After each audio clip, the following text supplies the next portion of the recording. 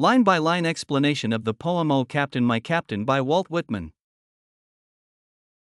The poem O Captain My Captain by Walt Whitman is a deeply emotional tribute to the fallen leader, Abraham Lincoln, following the end of the Civil War. The opening line, O Captain, my Captain, our fearful trip is done, immediately sets the tone of deep respect and sorrow. The speaker addresses the captain with reverence, reflecting the profound impact of his leadership. The phrase fearful trip symbolizes the challenges and dangers faced during the Civil War, and the use of our indicates a shared, collective experience between the speaker and the captain. The conclusion, is done, signals the end of this dangerous journey, reflecting an emotional tone that marks both the end of struggle and the beginning of reflection on loss. In the second line, the ship has weathered every rack, the prize we sought is won. The ship serves as a metaphor for the United States, which has endured numerous obstacles.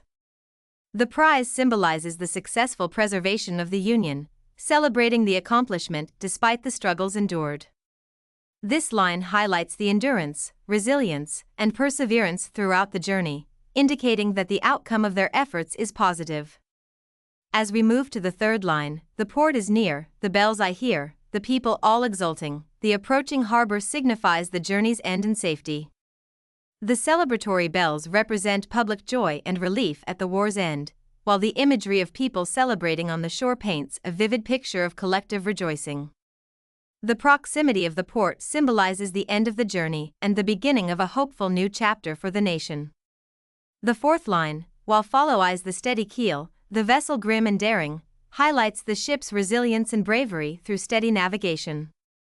The description grim and daring underscores the seriousness and courage required during the journey. This line sets up a contrast between the ship's successful journey and the captain's fate, emphasizing the vessel's determined course and acknowledging the dangerous challenges faced. In the fifth line, but oh heart, heart, heart, the speaker's repeated cry conveys intense grief, signaling a shift in focus from external celebration to internal sorrow. The repetition emphasizes the profound sense of loss felt by the speaker, highlighting the deep emotional connection to the captain and expressing the immediate impact of the loss. The sixth line, Oh the bleeding drops of red, symbolizes the physical and emotional scars of the journey. The imagery of blood conveys the cost of the struggle, highlighting the sacrifices made by those who fought. This vivid image emphasizes the conflict's toll and the heavy price paid.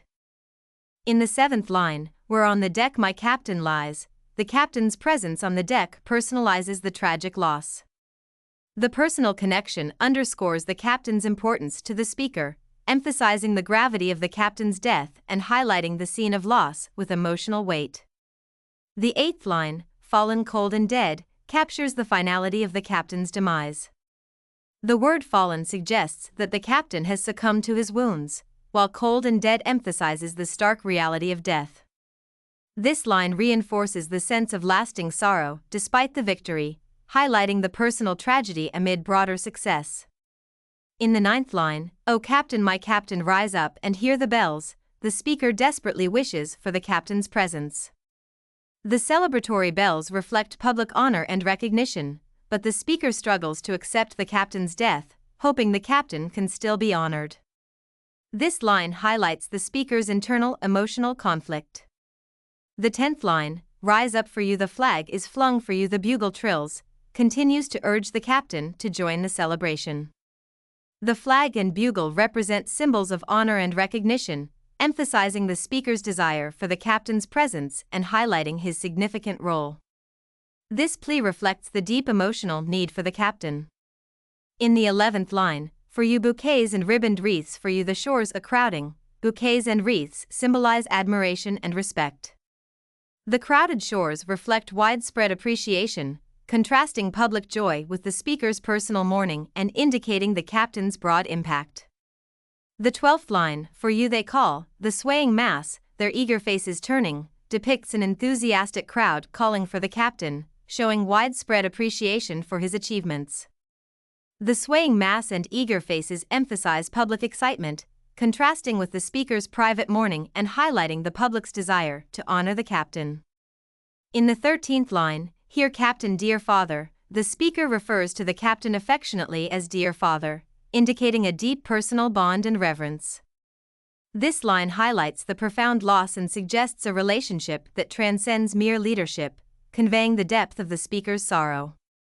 The 14th line, "This arm beneath your head," describes a final act of care, supporting the captain's head. This focus on personal loss amid public joy emphasizes the speaker's devotion and intimate connection, reflecting deep sorrow.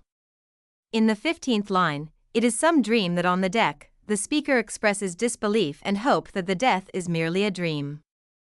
This conveys shock and denial, highlighting the depth of grief and the struggle to accept reality, suggesting a wish for the nightmare to end.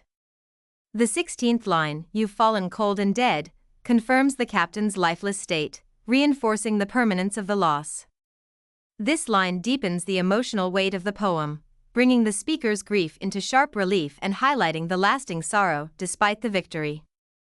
The 17th line, "My captain does not answer, his lips are pale and still," notes the captain's lack of response, emphasizing the lifeless state. The description "pale and still" underscores the reality of death, intensifying the speaker's sorrow and reinforcing the finality of the demise. In the 18th line, "My father does not feel my arm, he has no pulse nor will," the speaker describes the complete absence of life, emphasizing the finality and helplessness felt.